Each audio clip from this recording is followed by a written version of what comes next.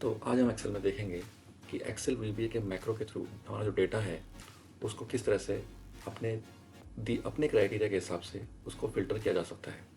हमने एक एग्जांपल लिया हुआ है यहाँ पर।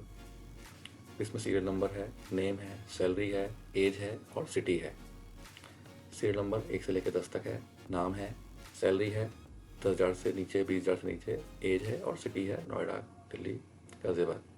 तो हमारा क्राइटेरिया रहेगा कि सैलरी 20,000 से नीचे अगर है या एज अगर 25 से कम है और सिटी अगर गुड़गांव है, स्किप कर दे। और अगर कोई भी क्राइटेरिया मीट नहीं हो रहा है तो उसको नई शीट पे ले जाए। तो हमने ऑल्ट F11 दबा के हमने मैक्रो पेज खोल दिया है, मैक्रो मॉड्यूल खोल दिया है।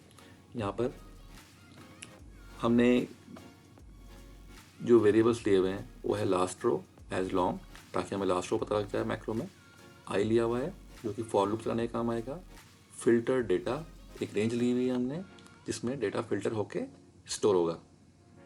उसके बाद हमने रो फंक्शन, रो नंबर यूज़ किया है, इसकी यहाँ पर कोई ज़रूरत नहीं है तो हम इसको हटा रहे हैं यहाँ पर।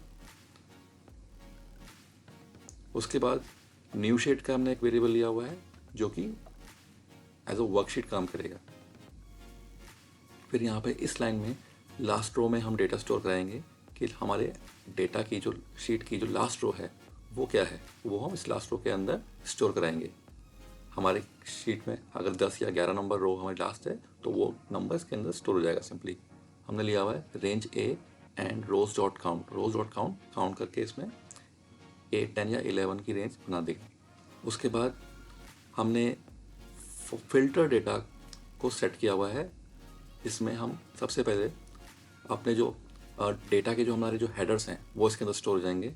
उसके बाद लूप हमने स्टार्ट किया है फॉर i = 2 और ये 2 नंबर रो से स्टार्ट होगा और लास्ट रो तक। तो हमने लास्ट रो के अंदर 10 या 11 जो हमारी रो नंबर है हमारे एग्जांपल के हिसाब से वो नंबर यहाँ पे सेव होगा, तब तक चलेगा लूप। और हम यहाँ पे एक इफ कंडीशन लगाई है जिसमें चेक करेगा कि कॉलम सी में जो कि सैलरी वाला है वो अगर 20,000 से कम है, या फिर रेंज डी में जो कि हमारा एज का कॉलम है वो 25 साल से कम है, और या फिर रेंज ई जो कि हमारा सिटी का कॉलम है अगर वो गुड़गांव है तो वो कोई भी एक्शन नहीं लेगा। इसके अलावा अगर कोई भी क्राइटेरिया मीट नहीं हो रहा है तो वो फिल्टर डेटा जो हमारा वेरिएबल है एज रेंज उसके अंदर हेडर्स के साथ इस डेटा को जो कि उसने फिल्टर करके लिया है ऐड कर देगा।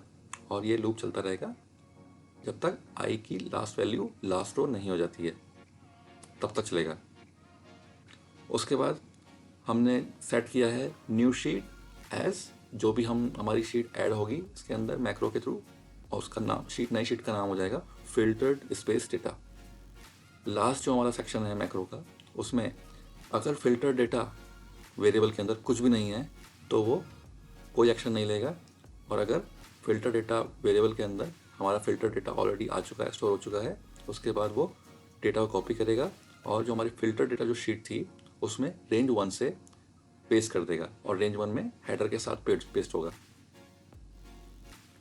तो हम इसको रन कराएंगे। हमने देखा शीट एक नई क्रिएट हो गई है फिल्टर स्पेस डेटा के नाम से, और यहाँ पे जो फिल्टर डेटा है हमारे पास वो यहाँ पर आ चुका है। तो इसमें जो 4 क्राइटेरिया हैं, या तो हमारी एज जो है 25 साल से कम नहीं थी, या तो हमारी जो सैलरी है वो 20,000 से कम नहीं है, और या फिर हमारा जो सिटी है वो गुड़गांव है।